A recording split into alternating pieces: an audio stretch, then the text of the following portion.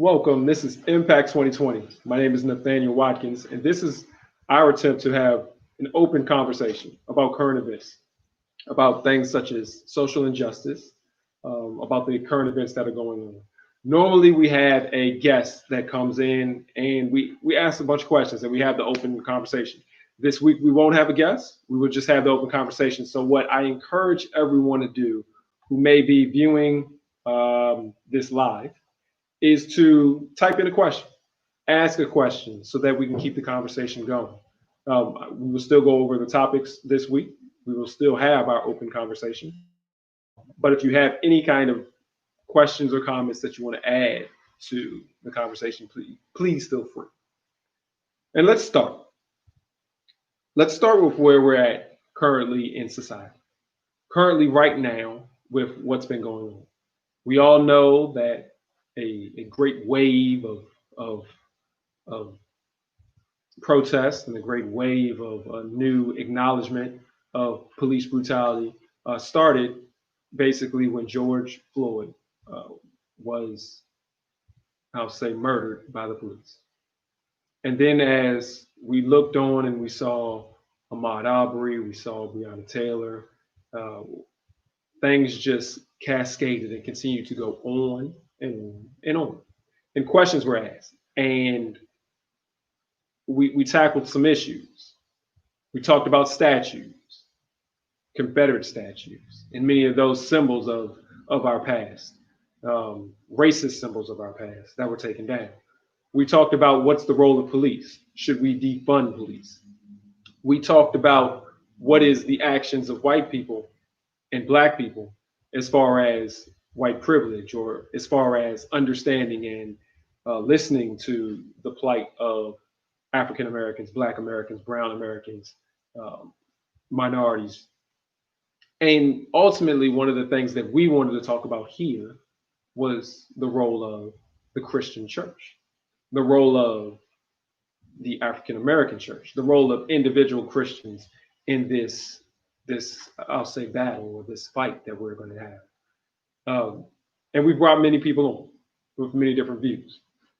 One of the things that we talked about is the question of some of the protesters asking, where is the church? Where are we during this time? And we said, well, the church is the individuals, the church are the people. Where we are and where we should be is right out front with the protesters. Not the violent protesters, because we've had people come by and talk about the violence and talk about how they feel about property going and being taken down, being destroyed, people's businesses, people's livelihood. But we've continued to go through and wrestle with the idea of, should the church participate, or should church members be participating? And yes, we should be there. Usually is the conclusion that we come to. Also, we spoke about what is our responsibilities. And so, as Christian men, as Black men, our first responsibility is to do what it says in the Bible, to be that neighbor that we're supposed to be to one another. And in being that neighbor, and one of those responsibilities is to talk to your neighbor. I know that in a lot of neighborhoods, you don't want to talk to your neighbor. You don't want to be with your neighbor. But that's our responsibility as Christian men, as Black men. And we have to go out and speak with our neighbor, talk with our neighbor, engage with our neighbor, especially if that neighbor doesn't look like us, especially if that neighbor doesn't act like us. We need to let them know who we are and who they are. And, as we always often say as Christians, we need to let our light shine. And so if I'm a Black man speaking to a person of a different race, who I may be the only light that they see, the only Black light that they see, the only African American light that they see, the only Christian light that they see, and I need to show that light and show the humanity that we have. It's a responsibility that is not always welcome. I know myself, I am not the most extroverted person. I'm not always going to run out and say, "Hey, let me talk. Let me give my opinion. Let me talk to you." That's not me. And it may not be you either, or that may not be who most people want to be. there is a time and place for everything, and there's a time to talk and let your voice be heard. It is irresponsible to sit back and let people just not know that we are Christians and that we are good people. It is irresponsible to sit back and see people talking negatively and not to at least give some of your opinion, not to be controversial, not to be, not to try to cause a fight, not to be aggressive. But we have a responsibility, not just to yourself, but to your family, to your friends, and to the Christian faith to represent it right. And I'll say that there's been a lot of people who have misrepresented the faith. They've misrepresented it by being racist. They've misrepresented it by being hateful. They misrepresent by ignoring. We don't have that opportunity to ignore people's pain. We don't have that opportunity to ignore. As Jesus said when the Good Samaritan, he was given the example of who the neighbor was. It wasn't the individuals who ignored the man that was hurt. It is the one who was being the neighbor was the Samaritan who actually attended to him. So if that is what Jesus is telling us to do, then when people are out here complaining, when people are out here screaming, when people are out here trying to engage and discuss because they are in pain, in agony, and that is what the Black Lives Matter movement is. It is a screaming out of pain. You don't have the opportunity, you don't have the ability to just sit back and say, I'm not going to listen, because that's not what it means to be a Christian. I believe, and if you, again, if you want to comment, please feel free to, but I believe that our responsibility is to engage, and is to engage in whatever fashion that you feel comfortable with, but it's to engage. It is not to sit at the house and just be a watcher of what's going on. It doesn't mean that you have to go out and march, but it does mean that in some way, somehow, you should be representing what it means to be African American, Black, and what it means to be Christian. And that is to go out and to say our part. Some of the other themes that we've talked about over the past couple of weeks, it's been very interesting. We've gone all over the place. So we've talked about justice. We talked about how as Black people should bring some of the economics back into their communities, spending into their communities. One of the ways that this helps us is to empower us so that we don't always have to run to other people or run to someone else's table in order to get things done. You say, well, why is that important? Why would that be important? Well, one of the conversations that we've had is that it's important to empower yourself so that we can go out and be in a light and an example to other people. We don't always need to be beholden to others, because that gives us no power. So that when we have these situations where we need to push for change, if we haven't given ourselves a sense of power, if we haven't put ourselves on strong economic footing, we don't have the ability to push for change. Some people only understand money. And if that's what they only understand, we need to have a little bit of money to be able to get things moving. Whether you agree with that or not, that's one of the things that we kind of talked about. And so they said, listen, let's not put our immediately go out here and spend your paycheck at some of the larger places, some of the stores. Know where your money is going. Spend sometimes at a small shop, a Black-owned shop, a shop that's in your community, a shop that is giving back to the community. Know where your dollars go. It's a common theme that people say that you vote with your dollars, and you vote not in a political term, but you vote as far as voting with your dollars as far as where it goes and to who it goes to. And so that if a company represents something that you don't like, why would you send your money that way? You can send your money to where you like it. One of the other issues we talked about is actually not political, but the leaders in our community. Where are those leaders? Leaders in the Black community. Now, we all know about people who we have. We have Reverend Barber. Some of you may not know who he is, but he's a powerful voice in our community. We have Al Sharpton, who is a powerful voice in our community. And whether you agree with these individuals or not, they are here to represent for our community. But the question is, who are the next people to be able to push this along? One of the things it was surprising from the different conversations that we've had is that no one really points to an individual, but they point to more so the youth movement. And maybe it's a different ball game. Maybe it's a different day. Maybe we don't have one dynamic Martin Luther King. Maybe we don't have a dynamic speaker who's going to come here and just be powerful and rile everybody up. Maybe it is a bunch of small groups led by just regular people who may not be able to speak eloquently, who may not look the part, but maybe it's just a bunch of small groups that work together as one that are going to move the ball along.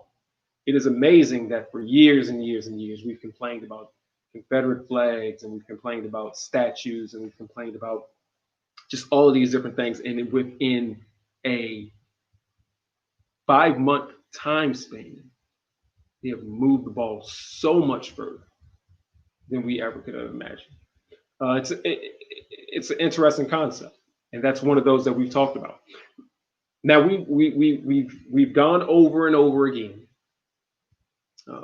in the time that we've had this show and having different people on it. We've gone over and over again about violence versus protest.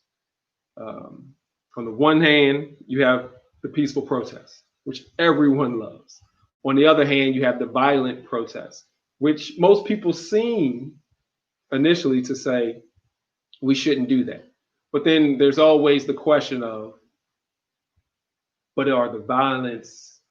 is the violence what's motivating people for change?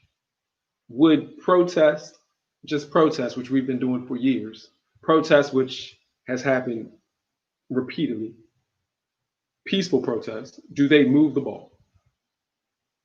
This is a question that hasn't been answered. Unfortunately, though, it does appear that violence moves the ball. People get scared of violence, or people don't want to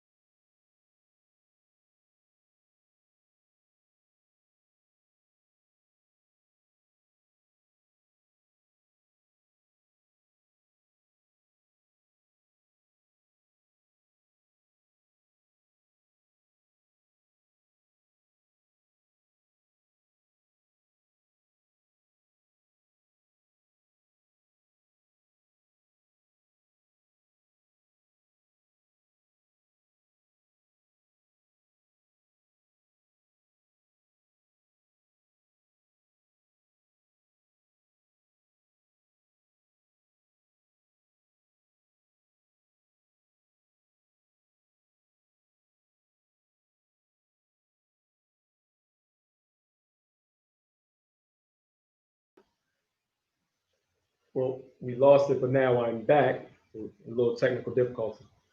Well, what we talked about, again, what we were talking about is some of the things or some of the things that we talked about over the course of the run of Impact 2020. And one of the things we talked about is the balance. And unfortunately, as we've spoken, we recognize that violence has actually been one of the catalysts of the change. People want to change because they don't want to see the violence. People want to change, the desire to change for us, for those who are, when I say us, those who believe in the movement or believe that Black people should be equal, that Black people shouldn't have to worry about being stopped by the police and worrying about their lives being put on the line when they come, even if they're complying, or even if they lose their, if I lose my cool because I'm upset about what's going on, or if I'm losing my cool because of what's going on in my life, I shouldn't have to worry about losing my life at the hands of police because I wasn't a perfect actor. For those people who believe in that, that's their motivation for change. That's our motivation for change. But people who don't agree with that, people who don't care whether or not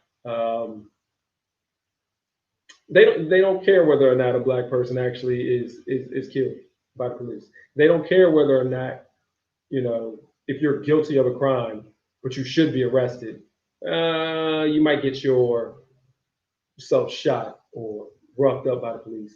If they don't really care about that, their motivating factor is, I don't want businesses burned down. I don't want cars destroyed. I don't want the downtown area or the middle of the suburbs tore up. And so that's their motivating factor.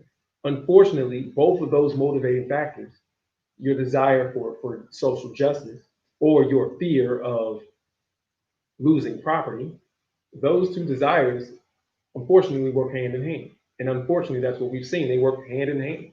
And you need both to actually get change to happen.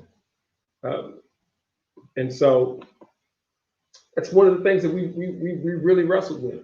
The different guests have come on and really wrestled with, because when you really press and ask the question of, you know, is the violence what's making things happen? Many people agree that is what's making things happen. Unfortunately, it's not enough. It's not that you can't just sit back and say, hey, do you love people enough to make a difference? The answer is no for many people. And so, well, we have some comments. And first comment says, in Psalm 23, we are told that the Lord prepares a table for me in the presence of my enemies. As Black people, we need to find our own table. And that's a great comment, because that's a common theme that we talk about. And with the economic empowerment, developing our own table, not always sliding up to someone else's table. One of the things that we've seen is that we've seen a resurgence in people talking about HBCUs again. You know, we look back and we look at the 80s and in the 90s, especially the 80s, when there was a big rise and big push for people to go to HBCUs. And the establishment of HBCUs over the years. And some of that tailed off. We want to go to somebody else's school. We want to learn and make connections with other people. We don't necessarily want to send our kids to the places that we may have gone to, or that our parents may have gone to, or that the generations before us went to.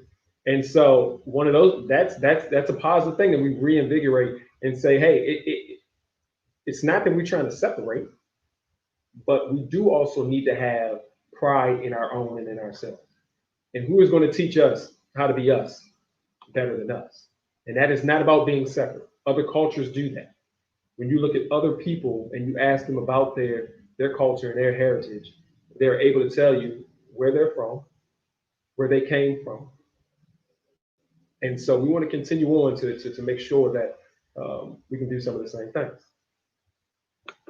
We have another comment, and it says in Psalm 23 that was a reference to Christians only. It was reference to Christians, not only Blacks. And that's an outstanding comment when it comes down to the fact that it's not just Christians, it's not just Blacks, but it can be used.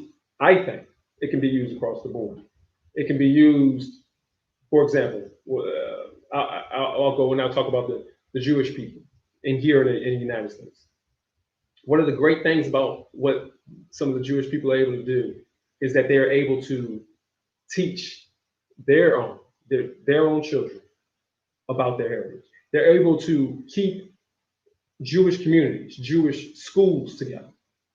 And so that they can make sure that no one else is going to tell their story, to their own kids, they will. When we really look at our history, does it really give a good understanding of Jewish history? No, it doesn't. Outside of uh, references to World War II and the Holocaust, we really don't explain that. And so I think that that's one of the examples that if other people can do it, we should do it as well. And that is to have a table to come up to. Because again, when it comes down to an issue in the Jewish community, they're able to leverage what power they have to be able to try to get change. If you have people in the African American community and we have issues, we should be able to leverage the power that we have to kind of do it the same way. And you can't do that if you don't have a table to sit on, or not sit on, but sit at. Another comment. But why is each family teaching that already? That's a great comment, because we had this conversation just recently, and it is a responsibility of families, and it would be, in an ideal world, that's the way it should be. We should have each individual family be able to sit down and pass down the information that they have to their kids. Unfortunately, in the real world, it's not that way. One, you have families who don't have the knowledge to pass down. You have some people who that's just not their thing.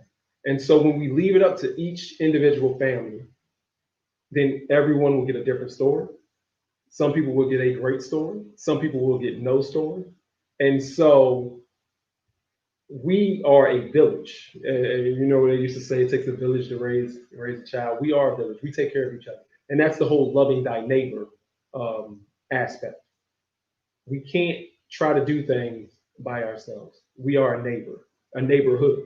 We are, being Christians is about being in relationship. And not just with each other and other Christians, but one another, as far as everyone. So, yes, Christians, Muslims, Jews, atheists, Wiccans, whatever you want to be, we can all get together at a similar table for race relations, or we can get a similar table for communities. We can get a similar table for different things. Christians, we can get at our table, but you can be at multiple tables.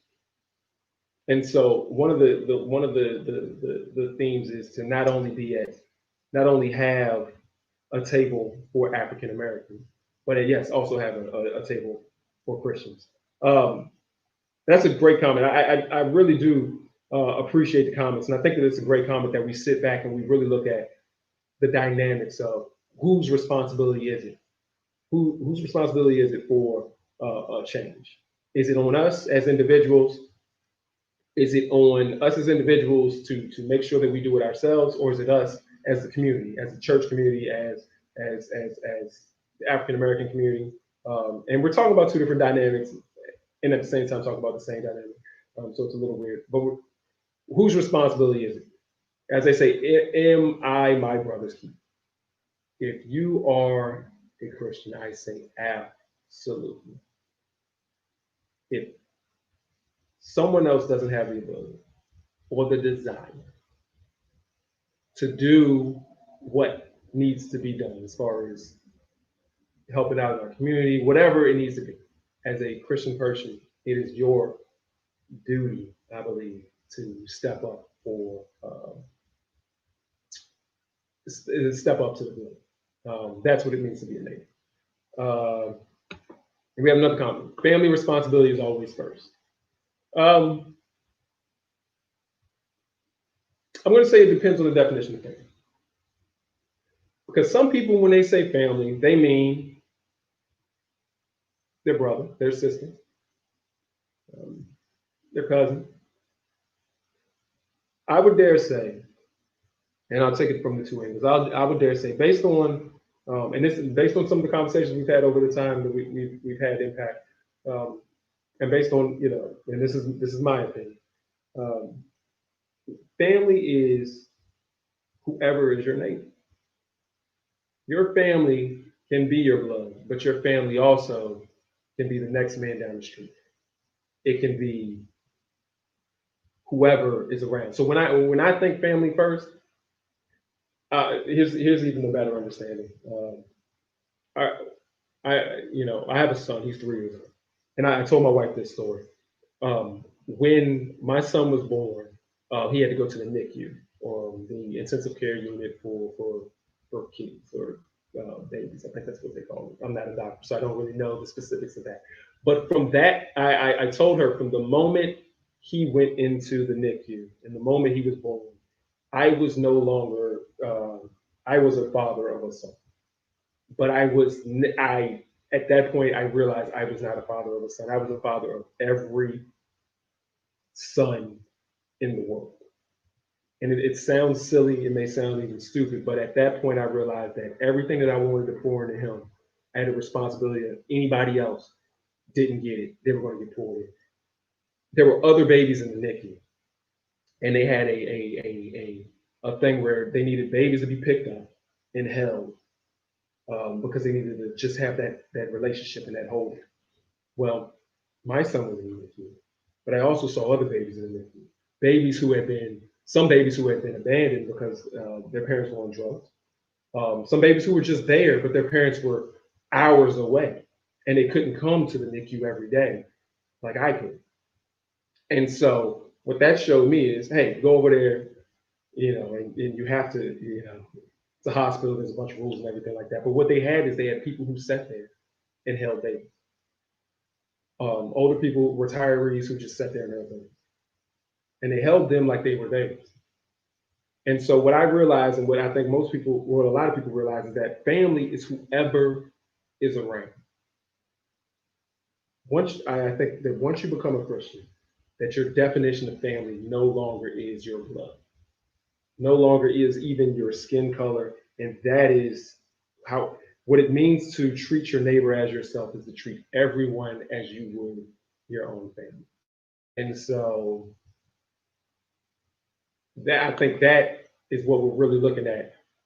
I think that's what we're really looking at when we're talking about a lot of these issues. And when we're talking about it from a Christian perspective, it is the relationships that we have to do. It is a responsibility that we have to have. And every time when we hear someone call out in pain, whether it be police officers calling out in pain, or whether it be the people who are talking about social justice calling out in pain, whether it be people in this COVID era talking about they can't get out of the house and that's painful to them, or whether it be the other people who are saying they have to put masks on and call out in pain, whoever is calling out in pain, you have the obligation as a Christian to listen and treat them the same way that you would treat your family. That's the way we look at it. We are out of time. I want to thank you for joining us. Next week, we will get back to having our guests. We will get back to our conversation. Please join us and continue the conversations that we will have. One of the things that I do want to say is, if anyone out there actually wants to join us, we do have an open opportunity. It's not just for the people that we talk to and we pull in, but if anyone else actually ever wants to join us, you can contact us through the Facebook page or the YouTube page. Let us know. We'll have a conversation and we can bring you in. Because we need not only to have this discussion between those who we know, but also those who we don't know. Thank you again. Thank you for joining us. My name is Nathaniel, and this is Impact. Good night.